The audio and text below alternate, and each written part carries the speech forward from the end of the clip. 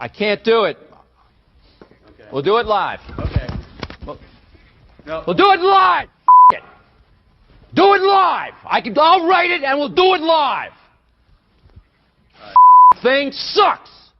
Here we go. We're back. It's a Tuesday, September 2nd. Welcome into the Daily Puck Drop every day at 10 a.m. We appreciate you watching and listening, whether it's live or later on the podcast. It's on all the platforms. Live, we go on Twitter, also YouTube and the Puck Sports mobile app. Download the Puck Sports mobile app today if you don't have it on your phone. That's the way that you can listen to the show live on the Puck Sports mobile app. Good for your iPhone and Android. And then everything, once the show is over, right around noonish, depending on how hard I can work, about noon, everything gets podcast up on YouTube and all your favorite podcast platforms. All right. We're back after a few days off. Appreciate it. Hopefully everyone had a wonderful Labor Day, got out there with family and friends, and we're now gearing up. It's the start of football. I know it started last week, but now we're getting into it. The NFL gets going this week, and we got football, we got NFL, we got college, we got baseball, we got everything. And this is where the Daily Puck Drop at Puck Sports is slammed. It is slammed here for the next month and a half with all the guests that we have on. We'll talk about the Mariners stumbling again on the road. Jim Duquette, of course, joins us throughout the baseball season. I know it's winding down, but Jim will be back on with us here in about 10 minutes or so. Get Duquette's thoughts on where the Mariners at. Danny Kelly is back from the Ringer. We talk fantasy football, NFL, everything with Danny Kelly. And all of our NFL coverage, of course, brought to you by Georgetown Brewery. And then John Canzano will join us from johncanzano.com. And, of course, Hey, What the Puck. So we'll get to all that stuff. Jam-packed show for you on a Tuesday. And we're happy and we're glad to be back here talking all things sports here with you guys. Again, we missed you, but it was good to get away to beautiful Lake Chelan. God, Lake Chelan just really is a crown jewel of this state, that place. I'm telling you, just a beautiful, beautiful spot. And then I'm sitting there and watching from afar this Mariners team continue not being able to win any games away from home. God. And then the Cougs on Saturday. Yeah. I know. A win is a win. That's what I keep telling myself. All right. The Daily Puck Drop broadcast every single day inside the Limbach Lumber Studios. Contractors, they got free deliveries, everything from whole house packages to homeowner DIY projects, the largest stock moldings in the Northwest. Old school service because they've been doing it since 1930. Give them a call, 206-782-3487. Visit them online at limbachlumber.com. You can follow me on all the social media platforms. X, Instagram, Blue Sky, all at Puck Sports, Puck_sports on TikTok. Find us on Facebook. You can also sign up and join the Puck's Posse community. Click on that QR code that's on your screen if you're streaming, or you can simply just go to pucksports.com, become a member, get full access to all the shows, and becoming a full member directly supports Puck Sports. And it's just $5 a month. Any issues with that, just give me contact me at pucksports.com. You can sign up. Also, Puck Survivor. Get it in. I was tardy on getting this out. We have a brand new Survivor contest, Puck Survivor, up at pucksports.com. Sign up today. It's free to sign up. There's no issues. Just sign up. It's easy peasy. Go to the website. The link to the sign up for Puck Survivor is right at the top. We have great prizes. $500 is the grand prize. There for Puck Survivor, and then a gift card for second place. We have a gift card to John Howie. Third place, gift card to Georgetown Brewery. Fourth place, a gift card to Flat Stick Pub. So all you got to do is go to pucksports.com and sign up there for Puck Survivor. All right. Jim Duquette will join us here momentarily. We'll talk a little baseball. Then we'll talk football, Danny Kelly, and then college football with John Canzano. But my God, what a just craptastic baseball game that was yesterday. That was just awful. Just awful. 10-2. They just get hammered. Now 3 games back of Houston. I don't know what to say about this baseball team right now. They are giving me the willy-nillies as we head to the postseason, because what I thought was always a foregone conclusion that this team would get in, now I'm starting to think, oh, Jesus, man. Are they not going to sneak in? Are they not going to get in? 3 games back of Houston. What are they now? A game and a half up on Texas, and that's it for the final wild card spot. I think 2.5 games up on the Royals. Rangers are playing great. Shoot, I think the Rangers won 6, 7 straight now. I didn't think you'd have to worry about the Rangers at all. Thought this was division or bust.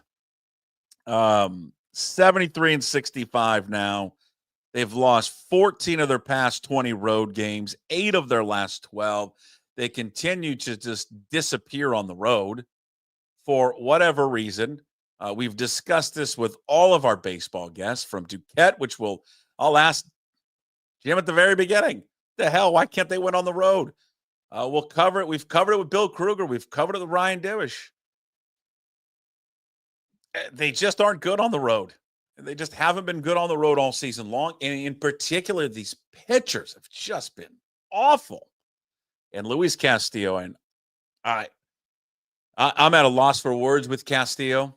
Jim Moore we were texting back and forth yesterday, and he's like, would you pull him? I mean, I would if there was a better solution, but what's the solution right now? There is no solution. Emerson Hancock's now in your bullpen. I mean, I guess they could. I don't know how long it would take him to get right back to starting, but they have a role for him to be in the bullpen. So that's not an option. Logan Evans is banged up. Who are the guys down in Tacoma that could help out? Casey Lawrence, Jonathan Diaz? Well, that didn't really excite you. I think I'd rather roll with Castillo, but he has just been, I mean, it has fallen apart for Luis Castillo. He just doesn't even look like the same pitcher anymore when he goes out there. His last 4 starts, Kurt, and good job by Ryan Divish of doing all this work for me, so I didn't have to do it. Of course, Divish will join us coming up tomorrow.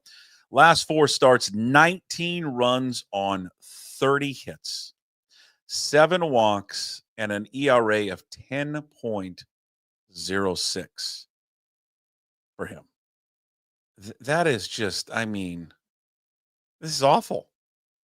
And, you know, what was been such a strength of this baseball team for so long was that starting rotation. Just how good they were, how consistent they were.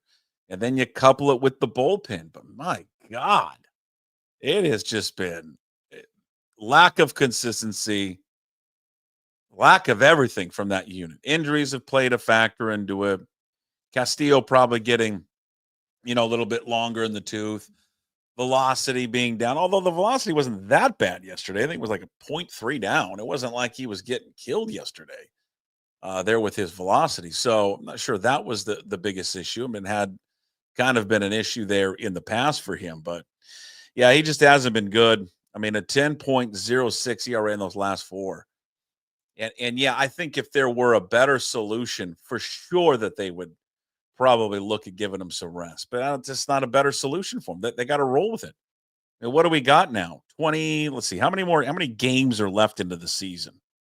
We've got 26 days remaining, roughly 24 games remaining in the season. Do they have enough to catch Houston now?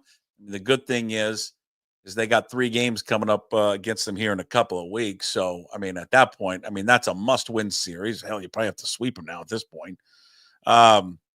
Yeah, it's just it's maddening to watch them play on the road and how different they are. And there's certainly a massive comfort level with these starters to pitch at T-Mobile opposed to pitching on the road. And it's just one, it's a bigger ballpark, but 2, it's just a confidence thing. It's a confidence thing every time that they go out. You try not to be glass half empty for a little bit, but when I start thinking back and what if they miss out?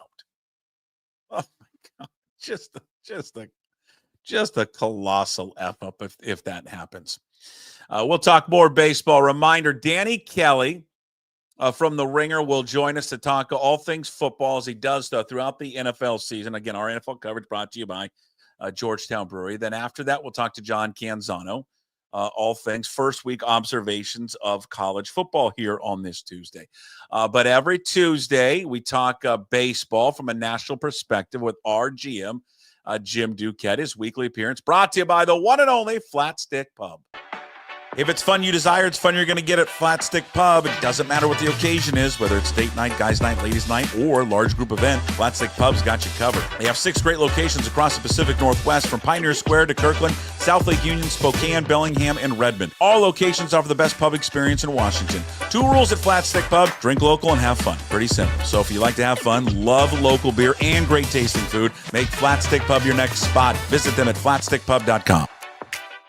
Jim Duquette joins us now. And Jim, people are drinking a lot out here, Mariner fans, but here's the deal. They're not having fun right now, Jim. It's not fun what's happening to our baseball team. It's good to have you back. Jim Duquette, MLB Network Radio, Sirius XM, Channel 89. Follow him on social media, Jim Duquette GM, host of the Power Alley, airing daily. And, of course, the front office show, Jim Bowden, on Sundays, again, brought to you by Flat Stick Pub. Not having fun. This isn't fun. This is not how it's supposed to end, Jim. You can drink beer at Flat Stick Pub, win or lose, but you'd rather be winning. I know that for sure. Listen, this is another bad East Coast road trip for them so far. The schedule makers didn't do them any favors. I think if there's a silver lining, you still have a couple more against Tampa. Tampa's not easy to play, but you should be able to take 2 hopefully, and then go on to Atlanta. Atlanta's been playing a little better though. The timing of this a lot of times it matters too. When you're playing, who you're playing in the schedule. Cleveland had been in a funk there, and now they're playing a little better again. So a lot of this is timing. I don't know about you. When you're looking at, I'm a little surprised that the starting pitching hasn't been good. Castillo, obviously, we'll talk about, but the bullpen hasn't been great either in the month of August, and they were still 15-12 over the month of August. So, those are some of the silver linings. They're winning in spite of some of the things that have kind of gotten them to this point. I think they'll rebound, but let's talk it out. I think it highlights the fact that they needed another arm in the deadline at the bullpen. Right. They needed a more impact. The one they got was not impactful enough in Ferguson. Right. And then they needed an extra one, and then right after that, Thornton goes down. So you can see, like the Adams guy goes down for San Diego yesterday, which is terrible. And but they're going to be able, despite him being great, they're going to withstand that because of the Mason Miller trade and everything else they have in their bullpen. It's deep. Right. This bullpen isn't deep. And then the starters, they have been inconsistent all year long. They've been banged up. And then in particular on the road, they've been terrible. Yeah, they've been absolutely awful on the road. And I guess what you're going to tell me, the simplest explanation is they just pitch in a pitcher-friendly park, and that's the biggest difference. That's a big part of it. Yeah, I think it's a big part of it.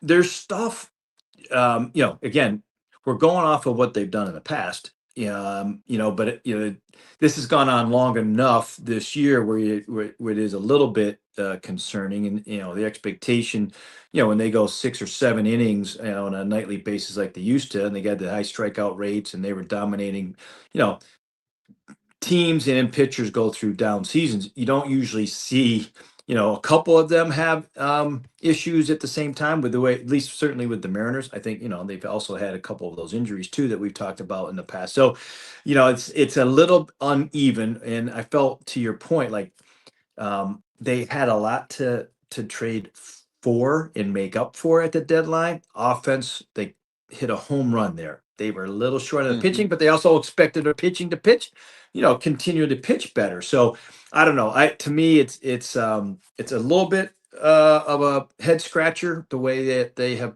performed over the course of the year. Even in this month, it's been middle of the pack. So it's I don't know. Castillo is one that stands out more than anything. His last 8 now? His ERA is over 7, and the stuff the breaking stuff did not look good yesterday at all. It's been a little bit of everything with him as of late. The prior 8 starts were really good. So, kind of like what we're hearing or what we're talking about with all their starters, a little inconsistency all the way around. His last 4 in particular have just been a train wreck. He's got an ERA of over 10. He's not going deep. In his previous 3 starts before yesterday, velocity wasn't that bad yesterday. But in the previous starts, it was. I don't know if he's just dropping off right now.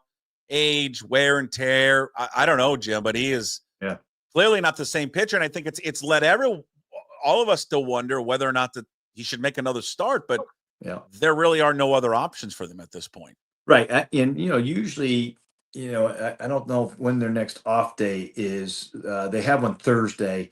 You get an extra day. There's a couple other teams that have had rough starts where they're starting pitching. The Mets, who I watch a lot of, they're going through something similar. They brought up two starters from their minor leagues and inserted them and pushed everybody back and gave guys a little rest.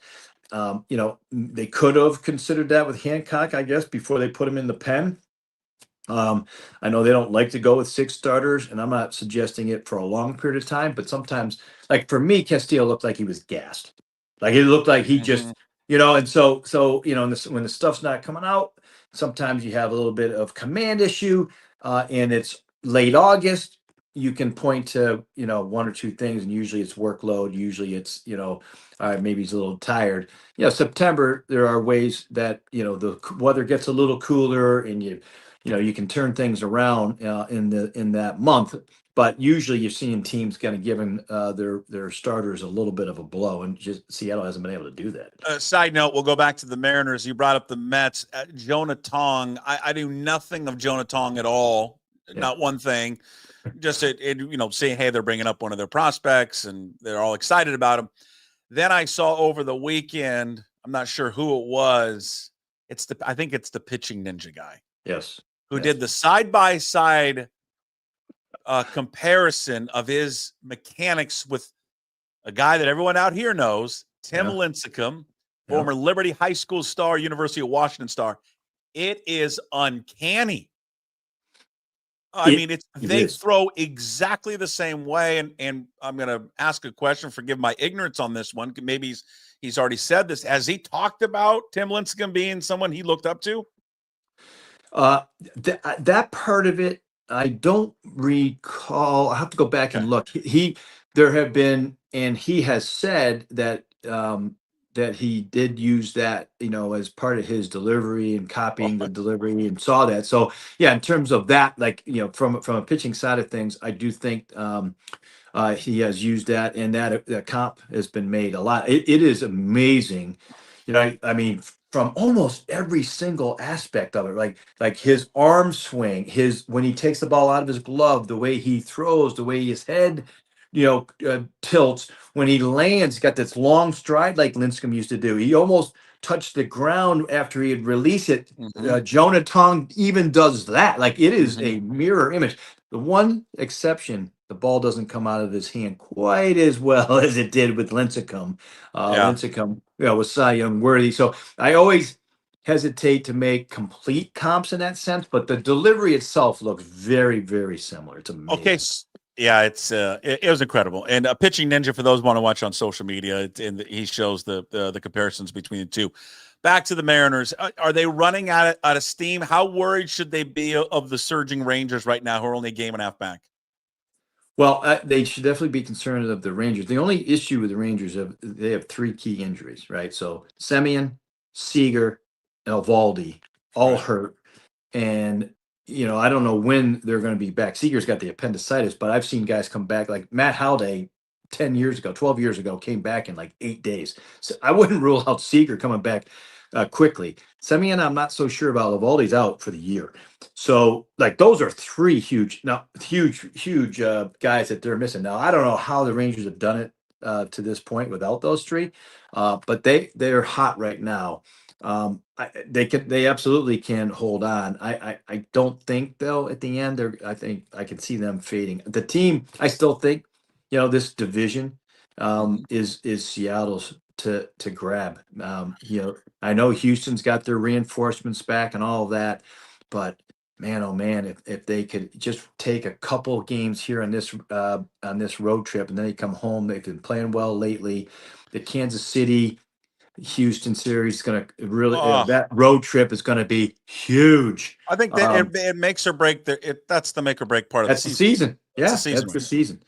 Now, having said all that, they can certainly still, and I expect them to be a postseason team in the wild card. I don't think that in the end, they'll be caught, for the wild card. I'm just looking at the division still there to be had, Yeah. but they're a dangerous team in the wild card round. I Mhm. don't care what anyone says. I mean, it's still a really good team, I think.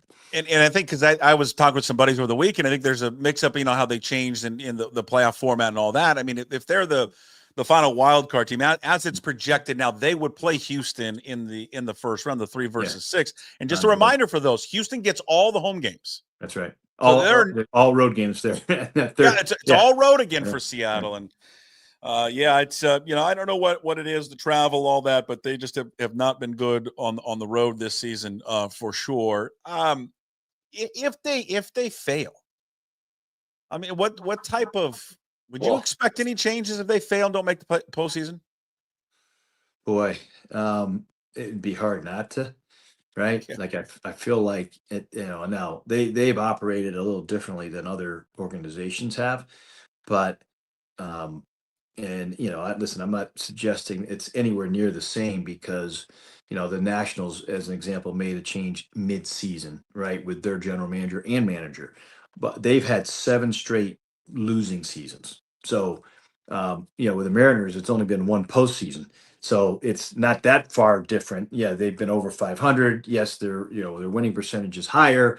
But the goal is a postseason and then beyond. How deep can you go in the postseason? So I couldn't rule out any real changes there if they didn't get there. I think it's one of those things that listen. I think the front office is on the hot seat. I will just say that. Who is playing the best right now as we enter this final month, right? I think we've got 26 days left. I think it's most teams have about 24 games left in the season. Right now, Jim, how you evaluate playing the best right now with a month to go? In terms of the division or overall? Just overall in the sport. Well, in the sport, just staying in the American League, the Yankees and Red Sox are both playing much better. They both went through funks about the same time. They're both playing a lot better. I think one of those teams is going to catch Toronto. Toronto's been going on for they're under 500 over the last 30 days. Detroit, I've been watching a lot of them. They are playing really well. That's a really good team. I would say if I were to rank just in the American League, Detroit's playing the best, Yankees, Red Sox.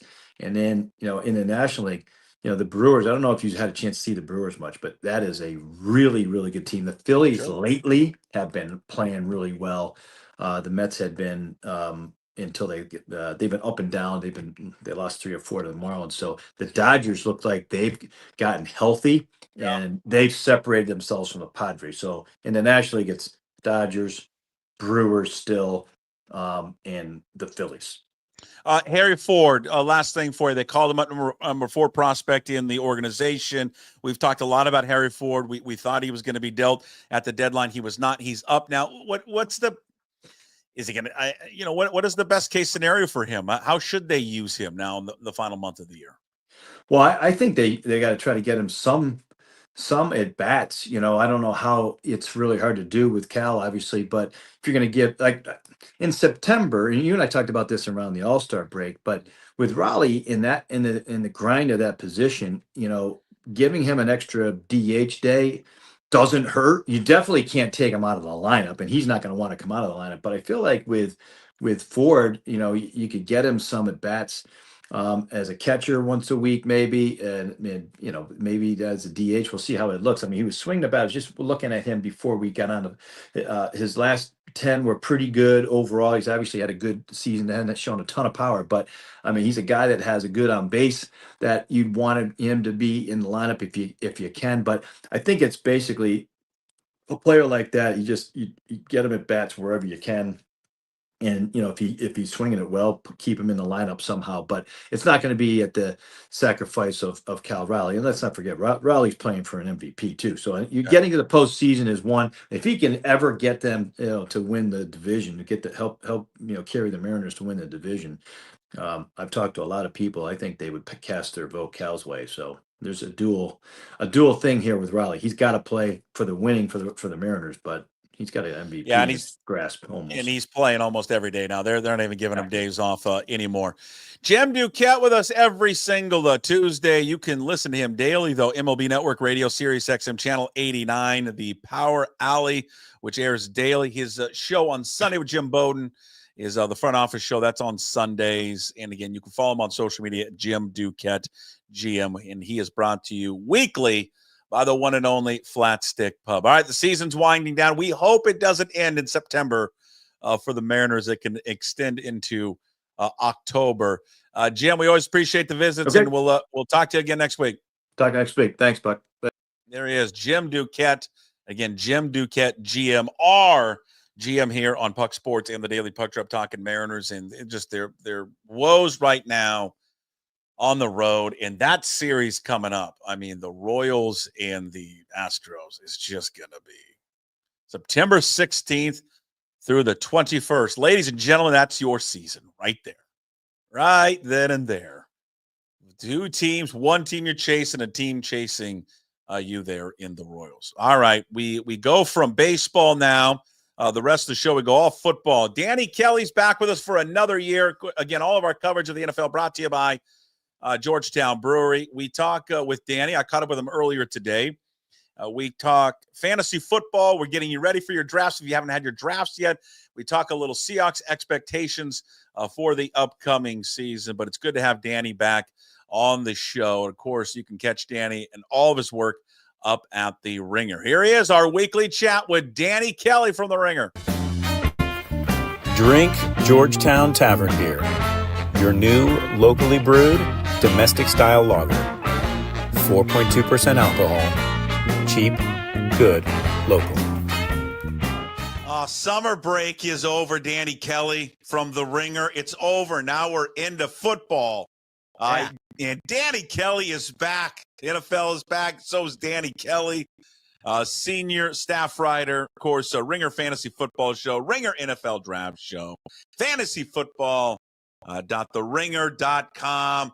All of our NFL coverage, of course, brought to you by Georgetown Brewery here on Puck Sports. Danny, how are you? How was the summer? It was busy, but very fun. Very good. I just got back from a long trip around the United States for doing some different work stuff. Went to a live show in New York and then went to LA to do a live draft with all the Ringer folks and everything. So that was fun. But just ready for the season to get going here. I'm like trying to figure out my Sunday ticket and all that stuff. I'm like, it just sneaks up on you. Sunday ticket. Are you just when you plant yourself down on Sundays at 9:45 until the end of the Sunday night game? Yes. And then we record a podcast at the end of that. Gee, your family must love you on Sundays. Yeah. Yeah. I know I'm like already having to negotiate with all the in-laws and everything to like get help with Calvin. And Do they time of year. Yeah, do they are they like, do we just know we're not going to have Danny on Sunday? Yeah, pretty much. If you get me in the morning. Yeah, that's it. But then it's pretty much just all day long. It's funny how sitting and watching sports all day makes you exhausted, but it sure does. Yeah. Do you feel worthless at the end of Sunday? Oh yeah. Just like a blob. It's like sitting, I imagine it's like the similar feeling for like long haul like pilots when they have like a 10-hour flight. I'm like, oh God, I feel like hell. Yeah, or the truck drivers, just like and then someone's watching and listening to this right now, Danny, going, shut Life is the so F up, man. You're watching football. Look, I love it. Long. I cannot freaking wait. Let me be clear. I love it. But I also physically feel like a piece of shit at the end of Sunday. You guys record right afterwards. Now, when you say you guys, who's recording? Danny Heifetz and Craig Horlbeck and I. Okay, and is it a recap? I remind our listeners. It's a recap of everything that happened during the day with a fantasy slant. But we talk football and a little bit of everything. But it's just everything that happened on Sunday. We have like all these awards categories that we go through. Okay, it's a lot of fun. You should listen. And so that's an hour long. Well, that's always the goal, and then we always end up going like an hour and a half, 2 hours, kind of the deal, And people can find that everywhere. Yeah, you can find that Spotify, wherever you do your podcast. Ringer Fantasy Football Show, and we do Sunday, Monday, Wednesday, and Friday shows during the season. Is there a YouTube element again still? Yep. YouTube on just look Ringer Fantasy Football on YouTube. Okay. We're trying to build that as well. Yeah. Yeah, so then into Sunday, you're just like, oh, man. Yeah. Just done. Just sitting all day long. Just sitting all day I need to long. practice doing squats and stuff during the day every hour. Yeah.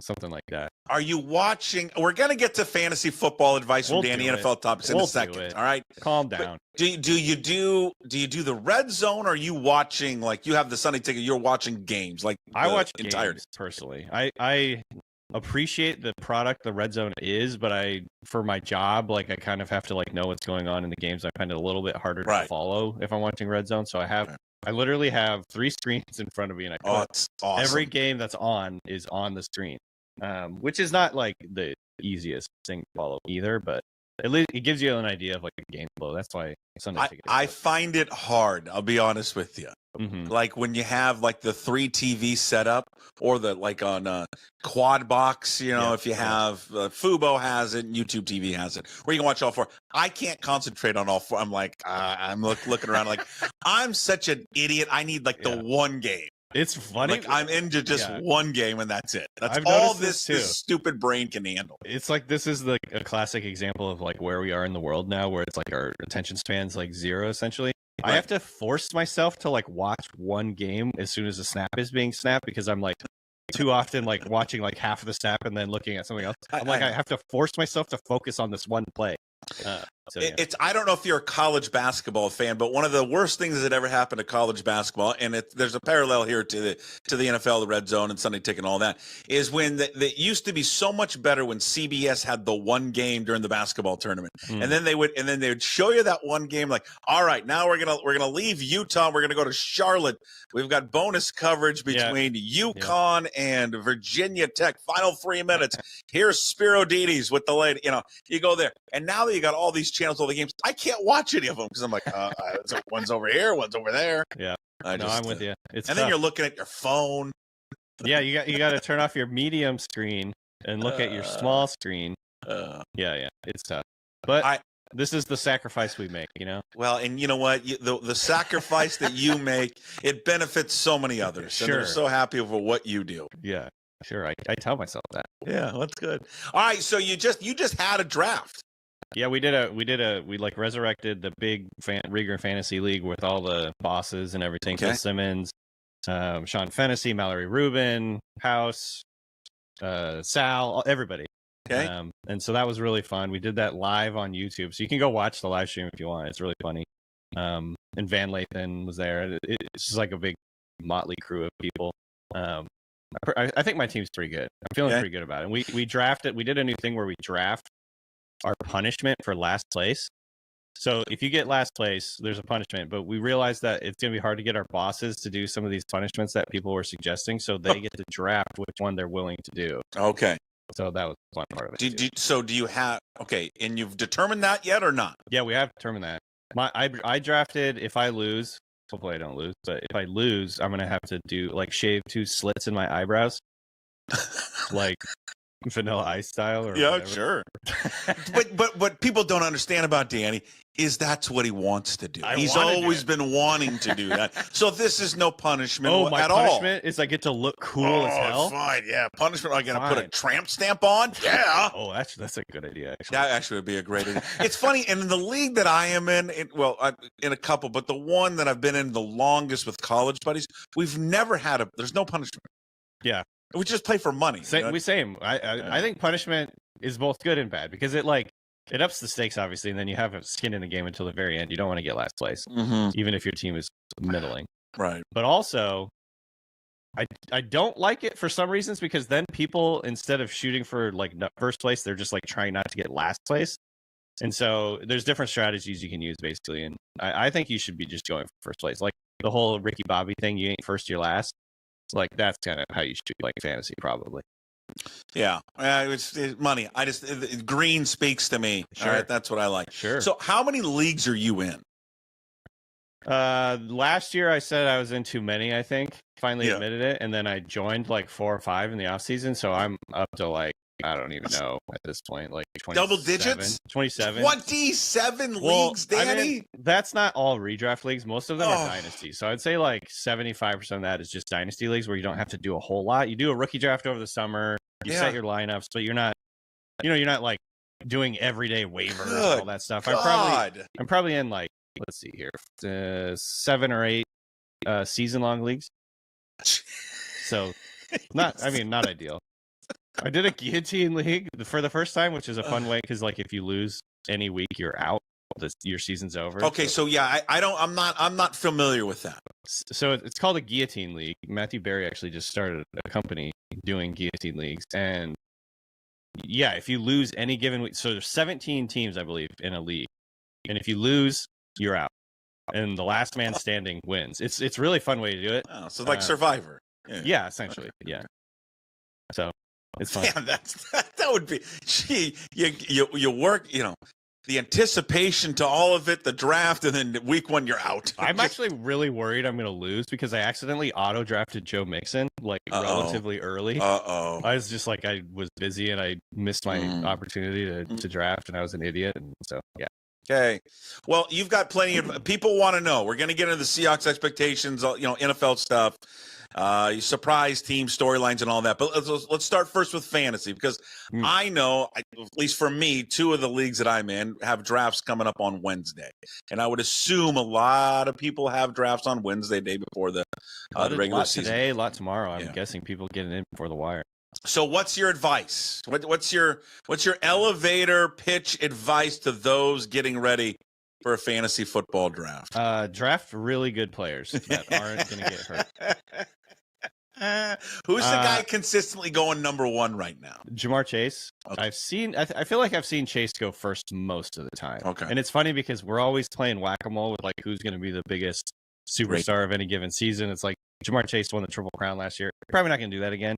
But at the end of the day, it's neither, Saquon Barkley had almost 500 touches. So there's like a little bit of worry there that wear and tear could really affect him this year.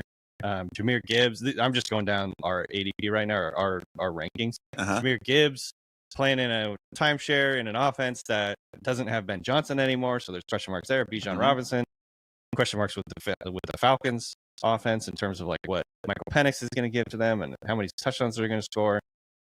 So yeah, you go down the line. Justin Jefferson, there's questions there with the new quarterback, Derrick Henry. He's almost 31 years old at this point. What about McCaffrey? I mean, you always you get enamored by Christian McCaffrey, but then I'm just like, there's a hamstring, quad pull, just something waiting around the corner with him. I have avoided McCaffrey, even though if you were following the if you ain't first you're last strategy, which is probably the best way to do it. McCaffrey's a great pick because he offers incredible upside. Obviously, he might be the best fantasy football player of all time. But you worry about the Achilles for sure. You worry that the injuries are going to crop up. He's getting older. Don't know exactly what the 49ers offense is going to look like this year. They've lost some guys. So there's question marks basically with everybody in the top round. So you just kind of follow your heart, follow your gut. I've been taking the way that we've got it is Chase, Barkley, Gibbs, Bijan, and then CD. That's the way we've got it. Okay. All right. When can I take Ashton Genty? Can I take him first overall? You can take him in the first round. Yeah, sure. You can take him I got him ranked 10. I love Genty. So, I've taken him a few times. I'm really excited to get him just because I want to root for him. It's going to be fun to watch him. The way he bounces off of dudes. Yeah. I know that Pete Carroll's going to probably feed him the rock a lot. And Chip Kelly. So I don't know. I'm excited about Genty. It's just a matter of we haven't really seen it. When you have a guy that's drafted that high, the running back drafted that high, it's been pretty much a guarantee they're going to be a fantasy star. There's been only a handful of guys who have been drafted that high and not turned out to be stars. Okay. Who's the guy you mentioned? Like McCaffrey's always been like the fantasy. He's been a darling, right? I remember back in the day, would we be in a keeper league? I'd have Phillip Rivers like every year. And I love Phillip Rivers. Like he just would consistently always put up numbers. There's got to be someone who is like who's the player that people are going to overdraft this year? That's just going to disappoint. Ooh, that's a good question. See, like I think of like Derrick Henry. Like eventually Derrick Henry's got to drop off. I know, but I feel like Henry's going to fall off, right? No? Okay. I don't think so. I think he's going to have the best year of his career. Who's going to, maybe Amon-Ra St. Brown?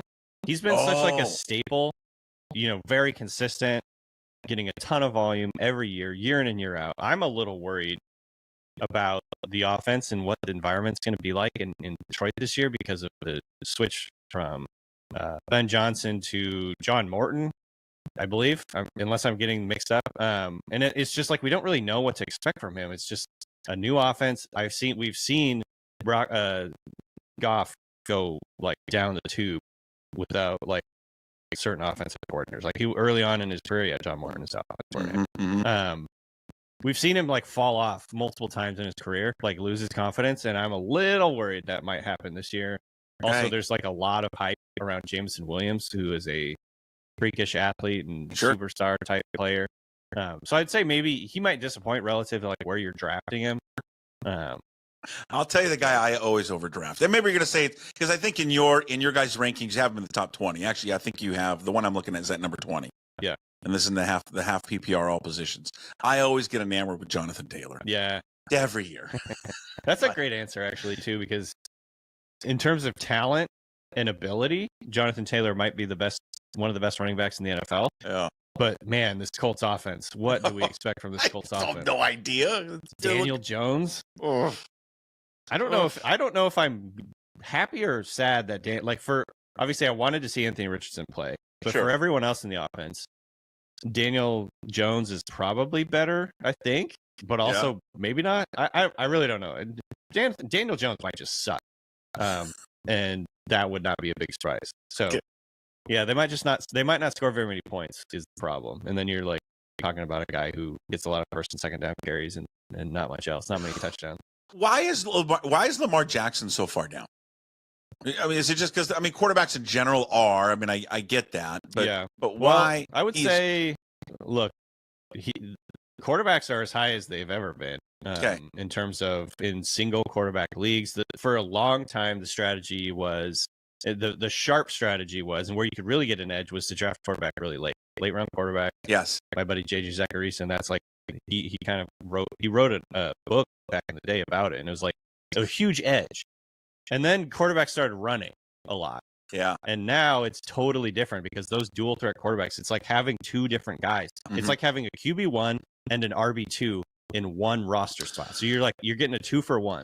And then I think leagues changed, right? Like I know our league changed. I remember like touchdown passes used to be 6, and then a lot of people now have reverted like to 4 points for like a touchdown. So but then the rushing touchdown is back up to 6. Like it. Well, it's the opposite. It used to be 4. Now they're doing 6-point passing touchdowns, which would benefit the passers. And I actually like that rule. I think it's a good rule because it makes a little more strategy. Like the people that manage to get the top 4, because there's like 4 quarterbacks that are absolute just league wreckers right now in terms of like the way the normal scoring. And that would be Josh Allen, Lamar, Jalen Hurts, and Jaden Daniels. Those 4 guys, you get one of those 4 guys, you have a massive edge. Yeah. But you have to take them early.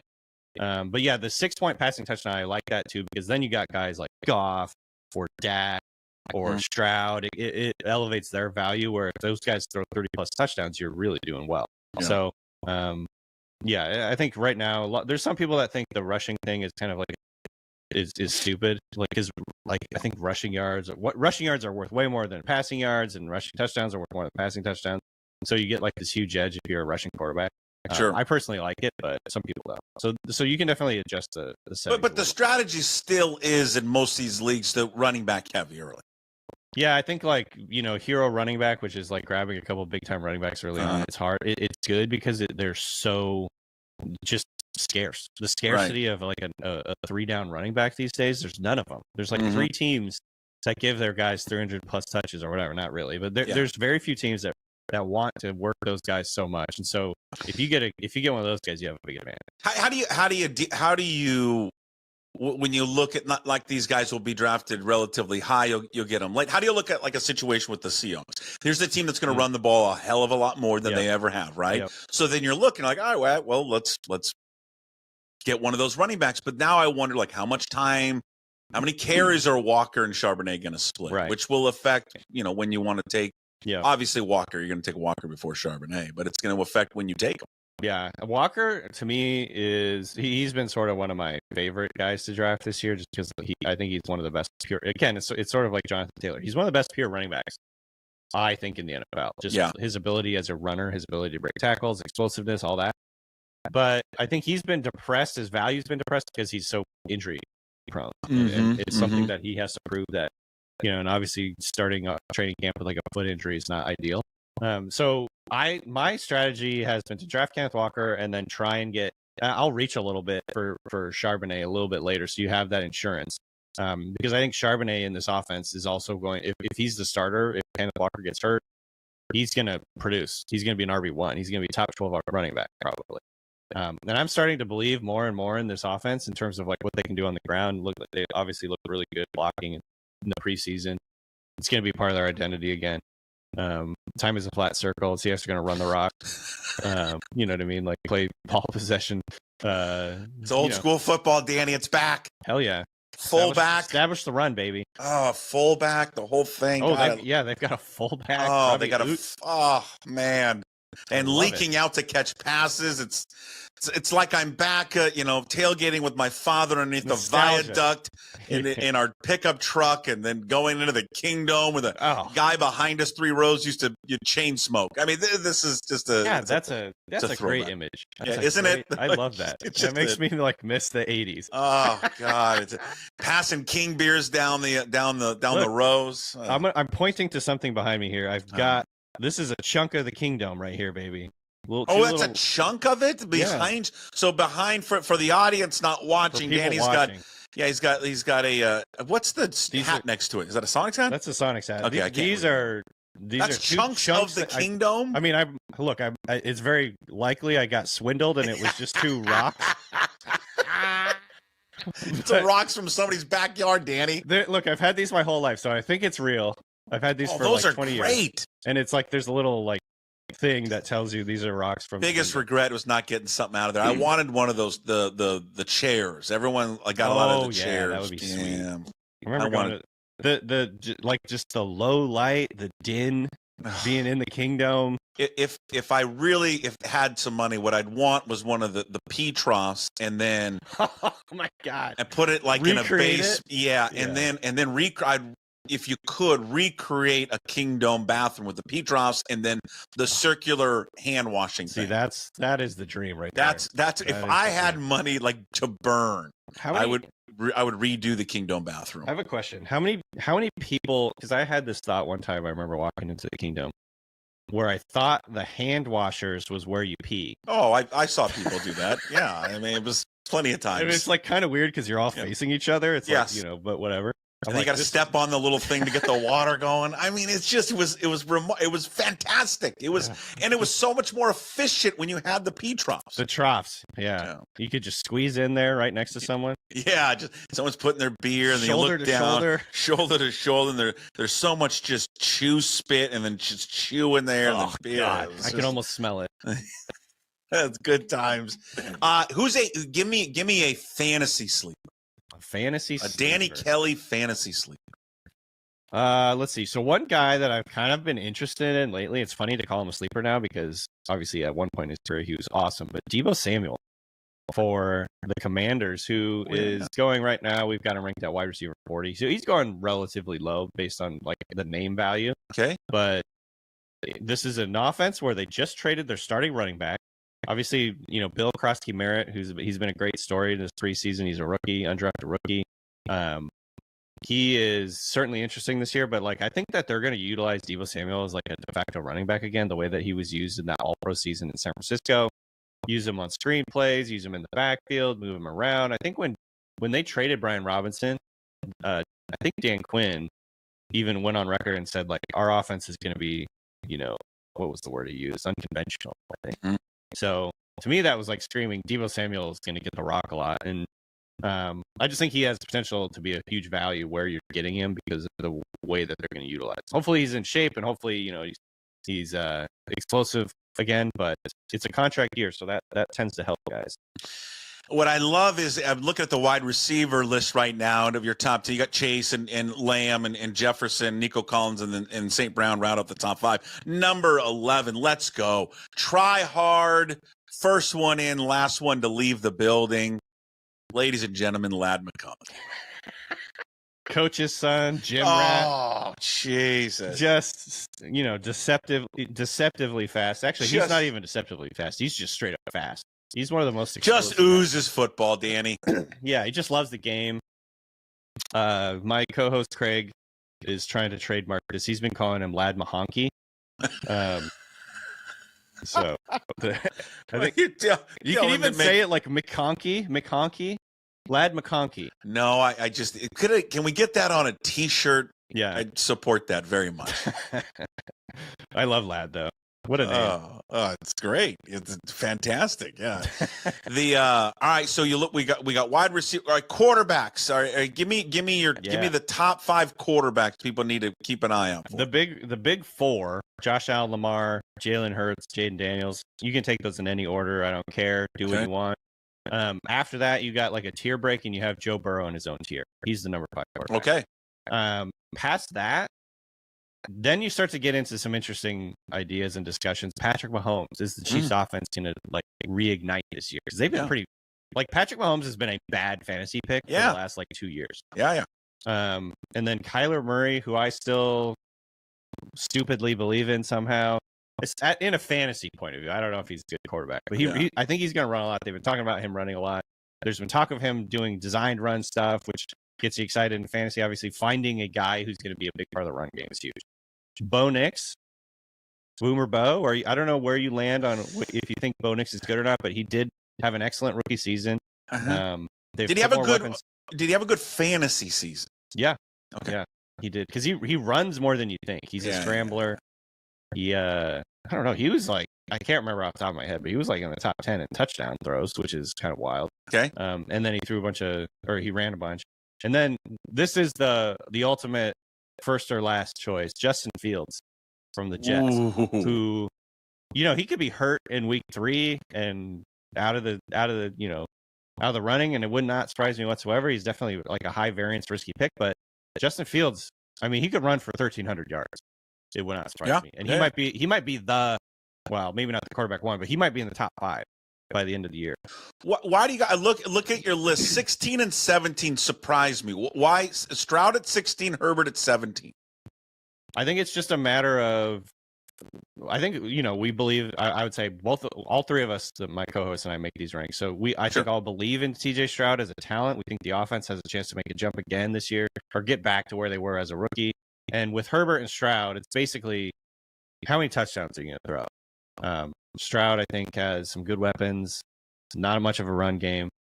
And I think we put him ahead of Herbert just based on, I'm actually higher on Herbert in my personal ranks, but in our ranks, I think there's some worry that it's going to be a slow offense, run heavy. They drafted a running back in the first round. They're not going to ask Herbert to do a whole lot. They're not going to ask him to run around because they just got Ashton Genty. Omari Hampton. And so, I mean, I think their philosophy and their identity is all about the run for the Chargers. And that's, I think, why Herbert's a little bit depressed. But I think Herbert might run a little more than people think. I think he might scramble a little more, especially with losing their left tackle. So I think Herbert has some sneaky fantasy upside. All right. What I didn't enjoy about the quarterback rankings, you got Geno Smith dead last. Not dead last. Well, almost on our rankings, sure. Yeah. We got Daniel Jones and Russell Wilson and Aaron Rodgers and Flacco and Spencer Rattler after. On your rankings, you got him 30. At least you got Sam Darnold ahead of him. What do you think? 2-part question here with Darnold. One, from a fantasy perspective, how do you think he will do? And then just as a player, not non-fantasy, how do you think he will do this year with the Seahawks and this new scenery? I think he's a floor play as a fantasy asset or whatever, a fantasy player. He's probably not going to give you like 7 points. I think he'll throw a decent amount of touchdowns because I think the Seahawks offense is going to be well designed. He's going to, and Sam Darnold, the nice thing about him is he could be a low volume passer, but still get a decent amount of yards because he loves to push the ball down the field. The Seahawks are going to want to run the ball and then run play action. And, I think that he'll have a chance to put up some decent numbers. But then again, he's also not going to be very unlikely to be like a top 10 quarterback like he was last year. I can't remember exactly where he started because he threw like 35 touchdowns last year. Yeah, he was a beast. So I don't think he's going to hit that mark. But to me, he's like a floor play. He'll scramble a little. He'll push the ball down the field. I got him in the same sort of category as like a Bryce Young, Cam Ward, who's a rookie. Rookies, generally speaking, aren't very good in fantasy. Obviously, unless they run a lot, like Jaden Daniels. And he's not that. He's not that. No, he's not that good of a runner. He's a good scrambler. Jaden Daniels is a special runner. Cam Ward I've always likened Cam Ward to Ben Roethlisberger. Yeah. He kind of gets away from stuff. Big body, moves around. He's slippery, hard to get down, but he's not. That's a really. I want to say we've used that comp too, and to me, it's because he's so tough and big and strong in the pocket. Like he shrugs guys off. Yep. So I think that's a great call. Going to be interesting. I'm very intrigued to see what he does. I know. If you would have asked me a couple of years ago, this guy's going to be the number 1 overall pick, I'm like, you're crazy. You're absolutely crazy. He's gotten a lot of really good hype. From beat writers. Yeah. This is not something I realized about him early on in the draft process, but kind of learned it as we went along. Like he is an alpha dog, man. He is like talking shit to everybody. He started a fight with Simmons. What's his name? It was during a joint practice, right? Like the biggest guy on the team. The biggest, baddest MFer on the team. He started a fight with that guy. I kind of love Cam Ward. There was a video of him in the offseason just talking shit mercilessly to Shedeur Sanders. I'm like, okay, I'm in. It was just killing him. All right, so we're on the Seahawks thing. What are your expectations for the Seahawks this year? Can they win the division, Danny? I'm going to be honest. I'm letting my imagination run a little too wild with the Seahawks. I think that they're going to be a really good defense. Okay. I believe pretty confidently the defense is going to be good and give them a chance in every game. It's like going back to, again, times flat circle. It's going back to the early days of the Pete Carroll era. The defense is going to be good enough to give the team an opportunity to win in most games. And then it's just a matter of whether they can kind of like cobble together the offense and stay healthy on offense. Like if their offensive line can stay healthy, they could win the division. I think if their offensive line stays healthy, they will be in the race to win the division. If they get injuries on the offensive line, it's going to be a lot harder. So like obviously that's a big variable and that's tough to predict and it's pretty tough to have. But like at the end of the day, look at the teams that are late in the playoffs. They're the healthy teams. Yeah. So I'm going to be very upset if we see like Gray Zabel go, get rolled up on in week 2. And just stop saying that. What's wrong with you right now? There is no such thing. Yes, I do you have any wood back there? Is there wood anywhere? Can you just knock on? Rub the king. I have no power over the universe. Rub the rocks of the kingdom. Something. I am antistitious. I am not superstitious. God, whatsoever. You're just talking about, if he gets rolled up. Now all I'm envisioning is this game coming up on Sunday. Abe Lucas is going to hyperextend his knees. Zabel gets something wrong with him, and Charles Cross breaks his hand. Nothing I say has any power over the universe. You better hope not, because I will play this back for you when we talk next Tuesday. You can't prove it. No proof. I am excited about what I don't know how you can't get excited what they did in the preseason. I know it's a preseason, and I know it was against backups and all of that. But if the opposite had happened and they did nothing and they looked terrible, you'd be like, oh my God, this is not going to work. They just it looked different, and it was very exciting to watch. And I love that. I mean, I love throwing the ball 60 times and scoring a bunch of points and throwing it all around and all that. Right. But I enjoy this type of football. There's something primal about it. Yes. I mean? There's something primal about running the ball. Look, I was one of the loudest complainers of the Russell Wilson era. Like, let him throw it more, blah, blah, blah. Let him cook. Right. I learned my lesson. I'm back, and I'm back in believing in the power of the run game. Yes. At least, let me be more clear. I believe in the power of balance. You have to be able to do both. And having like a strong run game is like one of the most demoralizing ways. Like the easiest way to demoralize defense is like you can't stop us on the ground because you can run the clock, you can control the line of scrimmage, all that stuff. Like that is so demoralizing for a defense. And so I don't know. Obviously, you have to be able to pass too. That's a truism, and I believe that you have to be able to pass to win. But having that balance, having more than one dimension to your offense is so important. So I'm excited about this, like the fullback stuff, like all of it. The play action. I love play action. Play action is like an absolute cheat code in football. Yes. You know, and just like misdirection. It sounds like they're going to do like more motion. I don't know. I'm just excited about everything. All I ask is for Robbie Oots to get a neck roll.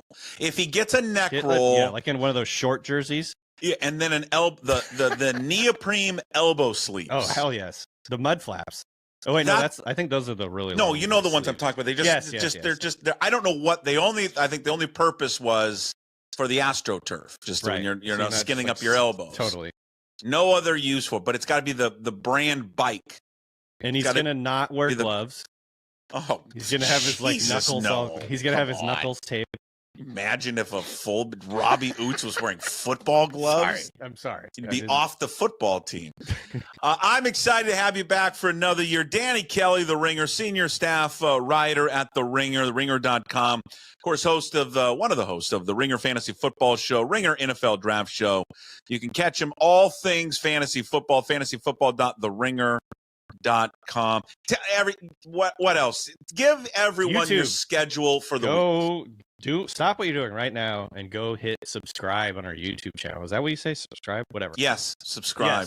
Yes. Follow us on YouTube. You can see what I look like if you like. Which is very handsome. Oh, yeah. That's not what I've heard, but thank you. People on the internet. You'd be surprised, Puckett, that people on the internet are not the nicest. They're not kind? Real shocker. They're not the nicest. You mean at 13498, Carl is not happy, he's not a nice guy? Yes. So YouTube, do we cover it all? YouTube, we got rankings weekly for the for fantasy rankings in terms of if you're trying to set your lineup. So go check that out. Once the season starts, we'll have weekly rankings. Okay. If you want, we do the Monday show that goes up ASAP is usually our waivers. So like if you're looking to figure out who to get out on waivers every week, that'll be up, I think, late Monday or early Tuesday. So yeah, we basically, obviously we got you here with all the fantasy rankings and everything and got you drafted. And now we're going to help you out through the season, which is actually probably more important. So, yeah.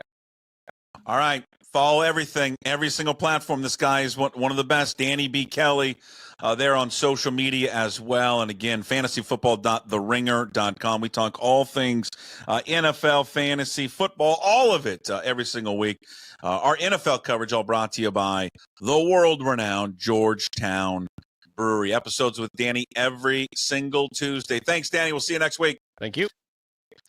There he is, Danny Kelly, again from The Ringer. In case you missed any of that, Danny Kelly, his podcast will be part of the Daily Puck Drop up on YouTube and all podcast platforms coming up later. And again, you can find all of Danny's work up at theringer.com, fantasy football shows. And again, all of our NFL coverage brought to you by Georgetown Brewery. All right, he's been waiting. He's like tapping his watch. We go from the NFL now to college football. Week 1 in the books. The good, the bad, the ugly. Hey, Mr. Handsome. Hey, how you doing, bud? Canzano. Yeah. JohnCanzano.com. Bring it in. How are you? I'm doing well. How are you? Week 1 officially started, right? Like we got football now.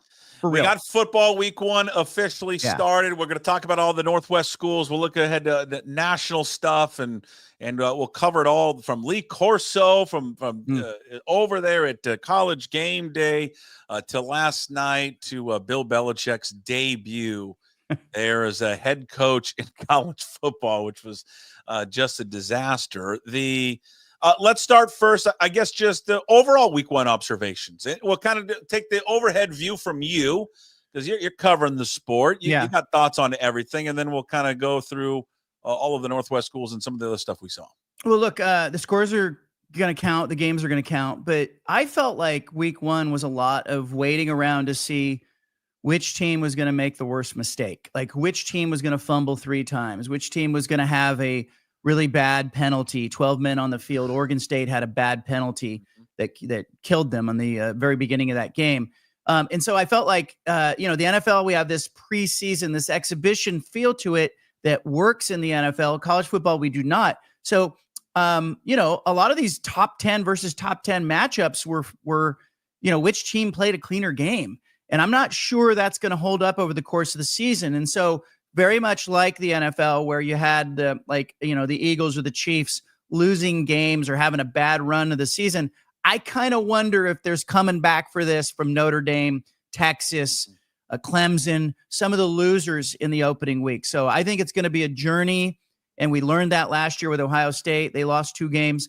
But just the mistakes and the sloppiness and the overreaction. Everybody wants everybody fired after week 1. I saw the Washington State fans are, how long until Jimmy Rogers gets fired? I'm like, he's undefeated. Why are we firing the guy? It was one of your questions in John's Monday mailbag from a fan of, will Jimmy Rogers be fired after 1 year? Let's just start there. I'm an alum of the school. I'll just – it was I've been trying to come up with the appropriate word.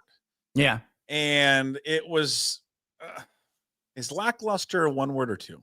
That's one word. Yeah. So lackluster? Yeah, it was a slog. Wasn't it kind of a slog? Like it was a boring football game. Yeah. But look, here's the thing. Look back last season at all of these first-year coaches who took over new programs. Jed Fish at Washington, Brett Brennan at Arizona, Jonathan Smith goes to Michigan State, Trent Bray's at Oregon State. It was all the same. It was they don't have their guys. They're just trying to MacGyver it. It is a slog. They are in mud and they're up to their knees in it. And they're trying to, with the transfer portal, it makes it so much easier for players just to leave. You start all the way over. He's bringing, Rogers is bringing a bunch of guys from the FCS division up to Washington State. And it looked like that against Idaho. And they're just not ready. Arizona wasn't ready. Michigan State wasn't ready last year. Washington wasn't ready when it got into big games against physical Big Ten teams. So I think that's going to be year 1 for all coaches who take over programs. And I do think it'll cause some of these schools to act a little slower with firing coaches because there's a financial component of having to pay out the buyouts and pay off the assistant coaches and buy your way out of a mess. But there's also just the slow build back. And it's a really tough thing. If I'm a football coach, I'm looking around going, hey, go ahead, fire me if you want. You're starting all the way over because everyone's leaving. Yeah. I think the thing with Rodgers, I would just say that, everyone's starting off with new teams, but 75 transfers, I think is what the number was. The majority of these guys are his guys from South Dakota State. Yeah. I guess I was just, I don't want him fired. I think a little taken aback of how sloppy they were on some procedural penalties. And I get it. You got a first-year head coach with, these intermixing all the new players. Surprises everybody with the quarterback decision. I do want to ask you about that one in a quick second. I think the big hype was the offensive change. Yeah. He was going from an air raid offensive setup to more of it's a ground first attack. And that failed miserably. And I know there's a lot of people, and Ryan Leaf is leading the charge of you're a bad fan if you're critical of how the team looked in week 1. I disagree with that. There's nothing wrong. You can be a fan and say, I don't like the way that they played in week 1. And from an offensive standpoint, they failed miserably. They had 3 yards against Idaho. Yeah. You can go into a restaurant and you don't have to be a chef to be critical of the cooking, of course not. Right? You know what you like. And I don't blame people for going to the stadium or watching that game on TV and saying, oh, I didn't like it. It was ugly. It looked bad. It was, it wasn't encouraging. It's not the kind of game that's going to make people want to, we got to go see them play next week. But that's kind of going to be what I think year 1 is for a lot of these coaches. And you raised a great point. Like they're not just changing coaching staff. They are changing the entire system. They're going from being right-handed to being left-handed.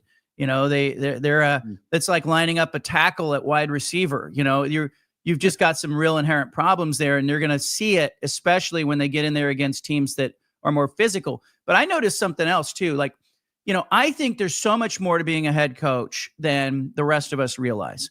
And that's what the money's for and everything. But I even saw it at Oregon State. Trent Bray is going from being the head coach to now he wants to call the defense. He's the coordinator. They're going on to special teams. And they're about to, change from defense to offense.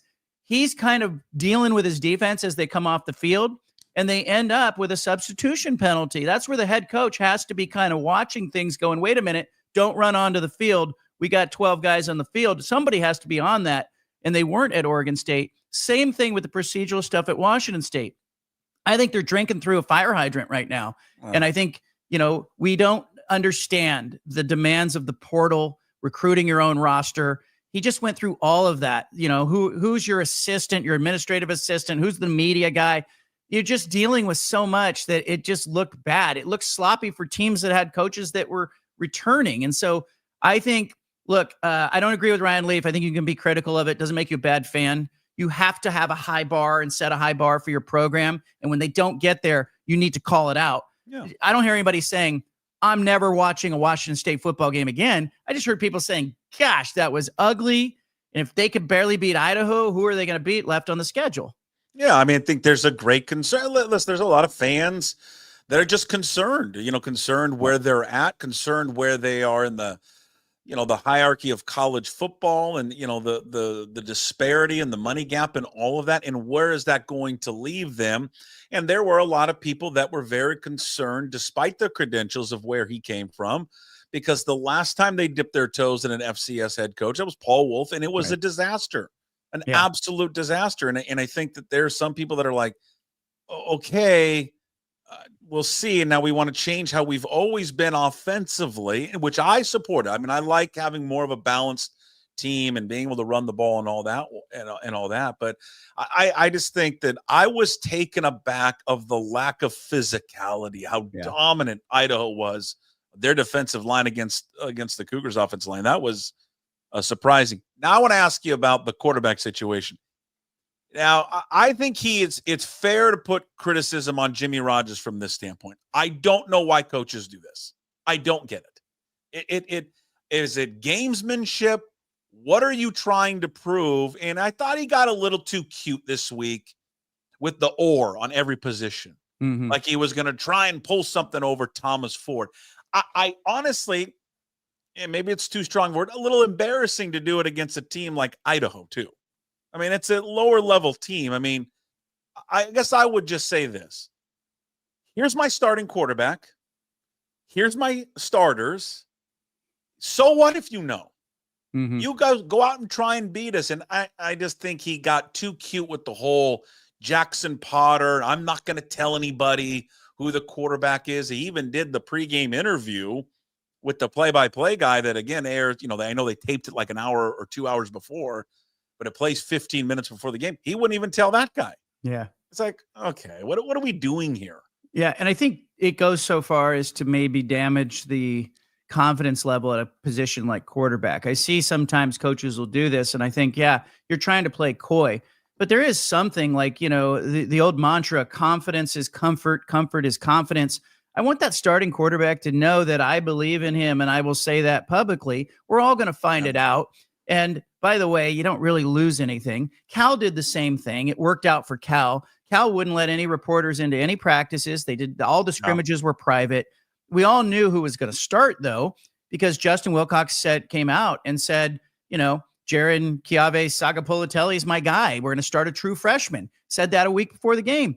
It didn't change anything. Nobody had seen him play. And so nobody was going to know really what Washington State was going to look like. And it probably became more of a distraction in-house and a problem for the media relations staff who had to do with every position. But yeah, it didn't look cute on the field. And so stop trying to be cute off the field. I would say to any coach that does that, I mean, what are you embarrassed that he's the starter? I mean, I should just name him the starter and move on and go from there. We'll see if he perhaps learn from that. Let's flip it over to the team on the other side. They've got San Diego State this week, so we'll see if they can look better they did than this past week. But you're right, a win is a win, and they're 1-0.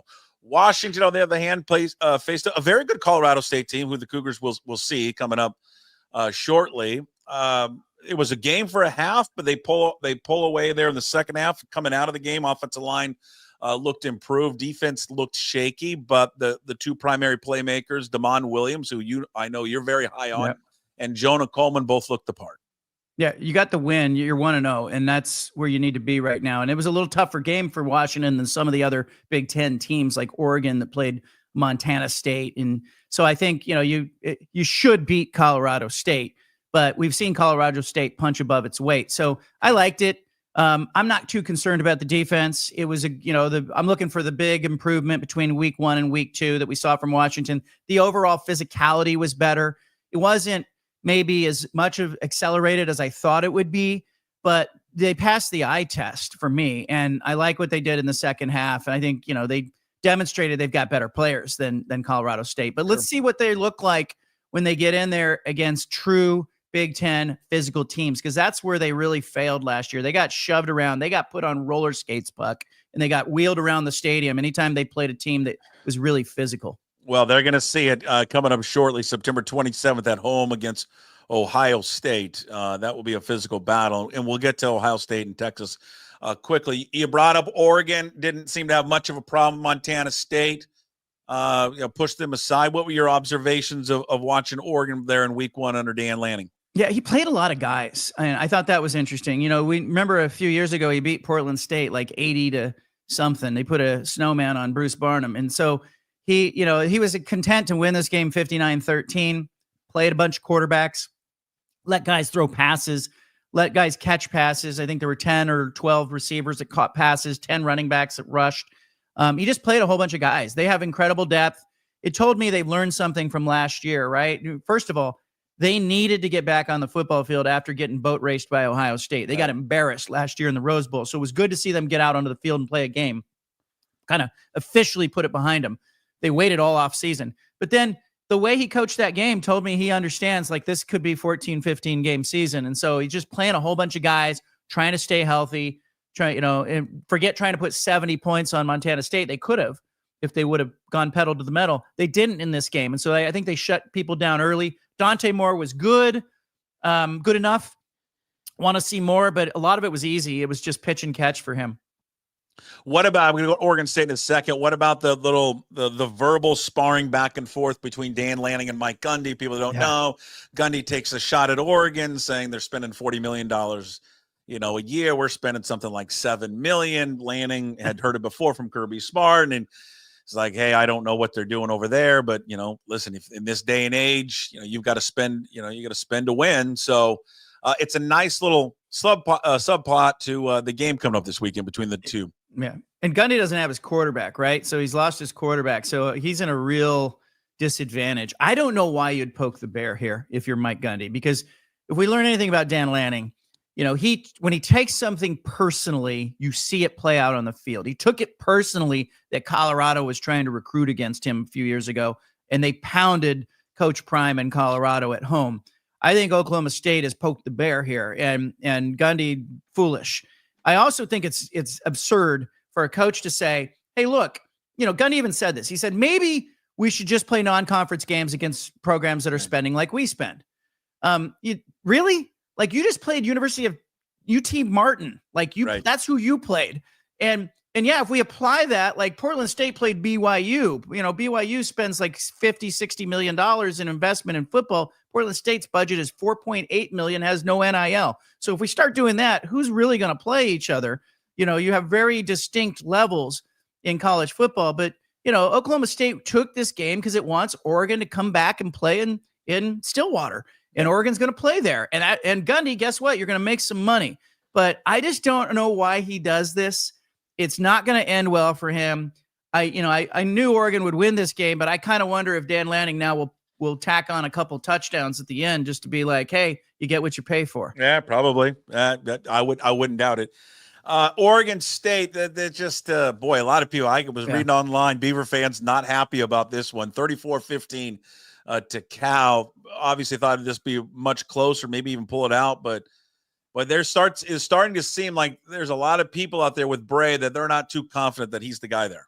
Yeah, there's a lot of frustration right now with Trent Bray, and it was the disorganization. It was they looked bad, they looked disorganized, they weren't poised. Malik Murphy, the quarterback, in the start of the fourth quarter, he's on the sideline, he's barking at the offensive consultant that they brought in on the sideline. It just wasn't a very poised effort by Oregon State. Now, the opening drive, they stopped Cal, and again, they're trying to get the punt team on, and they have two guys who wear the same number. They ended up with two guys with the same number on the field at the same time. that is like, JV mistake that you should be on top of if you are the head coach at Oregon State. So a lot of questions about Bray. Is he the guy? Can he recruit? Is he just a coordinator? I think that's going to follow him. And now they play Fresno State at home. Fresno State's not bad, okay? And they have to win this game. Oregon State has to win this game. They're in a must-win situation in week 2. They don't win. They've got Texas Tech on the road and Oregon on the road. They're looking at 0-4 to start the season if they can't win this game. Now, the last part of the season, they've got Washington State twice. They've got 7 or 8 games down the stretch that I think they can win them all. They can go on a nice run here, but they've got to beat Fresno State at home. It is such an important game for them. They looked bad on offense, didn't love the quarterback play, didn't run the ball. They ran for like 65 yards in the game, not enough. And Cal looked good, and the Cal's true freshman quarterback is a talented player. Cal might win 8 or 9 games. Some other week 1 observations. Speaking of the quarterback play, and it did not look good. Boy, did this hype machine of Arch Manning was at an all-time level. This is the next great thing. This is maybe the best quarterback that's ever come in college football. I mean, it was out of control. Yeah. And he comes out and he looked awful. Yeah. He didn't look good at all. I think Texas in general, look, some of this is Ohio State. They're good. Some of this is week 1. Should they even be playing this kind of game in week 1? Would have been better for Texas to have a tune-up game in week 1. They didn't get it. They got Ohio State. And so, yeah, but it was bad, and it was set up to be that way. He didn't look great. And, there's a lot of apologists out there who are saying, it was just Ohio State. Oh, cut him a break. This is what he signed on for. And his coach has put him, I think, in a really tough position. And Texas's receivers just could not get separation against Ohio State's defensive backs. And they were supposed to be this elite unit. But I put that on coaching a little bit. Like, Sark, you got to find a way to get your guys open. Some of his throws but they were bad. Yeah. I mean, like they were in the dirt behind him, all that. Kalen DeBoer, I was looking at their schedule. They lose to Florida State. The pitchforks are already out. He had some awkward exchange yesterday with a media member about him feeling good about the week of preparation, and they had this Abbott and Costello thing back and forth. They lose to Georgia September 27th, and let's say it's embarrassing. Yeah, it's embarrassing, and it's in Athens. No one would be shocked if they oust him then. He signed on. It's just such a bad move for him to leave Washington and go to Alabama. Yeah. And I said it at the time. You're Frank Sinatra Jr. You're replacing Nick Saban. And you have to be aware, like, I made 2 phone calls, Puck.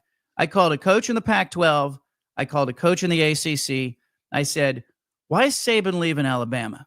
And one guy said he knows it's time to get out. And the other guy said he knows he's not going to have unquestionably the better players now at Alabama because the portal and NIL has leveled the playing field. Alabama can't be Alabama in this next era, and Saban knew it. So if you're Kalen DeBoer, you just left a Washington program where they would have been happy. You just played in the national title game, happy to win 9 games, happy to flirt around 10 games year to year. And he could have done that at Washington. So he goes to Alabama, where if you win 9, you're getting fired. And so that's the job he signed on for. And not only that, Alabama got hit with the portal. I mean, again, you have a coach who's leaving last year in Nick Saban. I think this last offseason, he lost 25 players in the portal into the draft. So he's got all this turnover and attrition. He, again, is a coach who's taken over a program last year, goes 9-4. Now he's lost a 5th game. Now he's 9-5. Yeah, the pitchforks are out, and the Alabama fans are not going to be forgiving. And if you don't make the playoff, then I think that's the bar. I think he can afford 2 losses, Puck, and that's it. So he's got one mulligan to give here. Maybe it's the Georgia game, but Alabama has to get to the playoff, or Kalen DeBoer is going to get himself in trouble. And it's these preseason polls were maddening. They had ranked, number 8, and the latest AP poll just came out, and they're at 21st. And I'm just like, why? I mean, what did they prove to even be in the top 25? Right. Based on that performance. But Yeah, it's I commend, it's a two-parter. I commend him for taking on the challenge. I think a lot of people didn't want to take on that challenge of replacing Nick Saban. And I thought to myself, on one side of it, good for him because he felt confident enough in himself. But on the flip side, I agree with you. It's a no-win situation that he put himself in position there. Bill Belichick, you got Kirk Herbstreit getting caught on a hot mic coming back from commercial saying, God, this team is bad. And now he's getting all upset that someone found it. Well, what do you expect us to? You caught us in a rare moment. Well, it's fine. They're bad.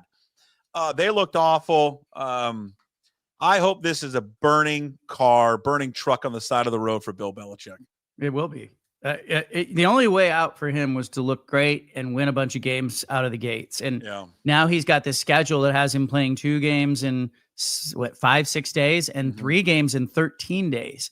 So look at their schedule. It's very unforgiving. And, it is a young man's game. Yeah. And I'm not saying it can't be done, but you look at the coaches that are like Dan Lanning and, he looks exhausted to me. Yeah. And he's 38 years old. I can't imagine being Bill Belichick. No, I don't think he's not going to be along for it.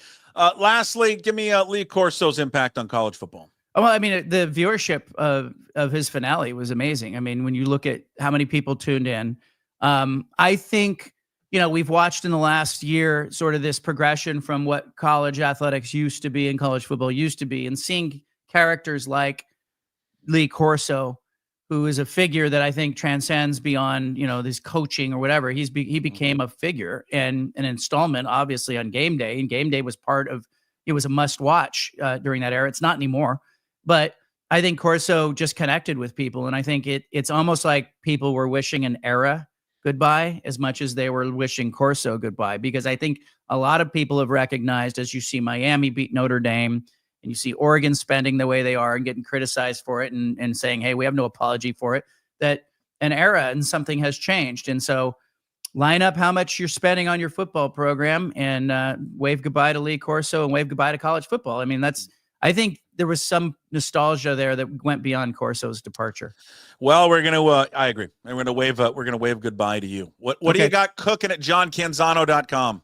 Well, Mario Cristobal, the Miami coach, I had a text exchange with him in the last couple of days. I congratulated him on his win against Notre Dame, and he sent me a photo of his family on the field, and something jumped out at me. It's this idea that you see your own kids every day, and you watch them have these incremental growth moments. You don't really notice it, Puck. You don't notice it. And then what happens? You run into somebody you haven't seen in years, and they go, oh, my God, your kids have grown up.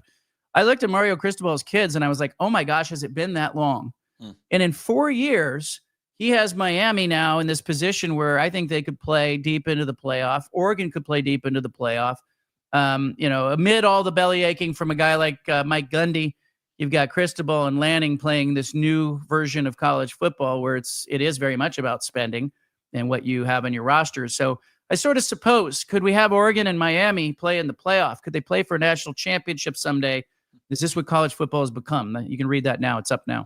All right. You're the best. JohnCanzano.com. Follow him on social media. John Canzano BFT. He's got a radio show. Starts at 3. Bald-Faced Truth Radio down there in Portland.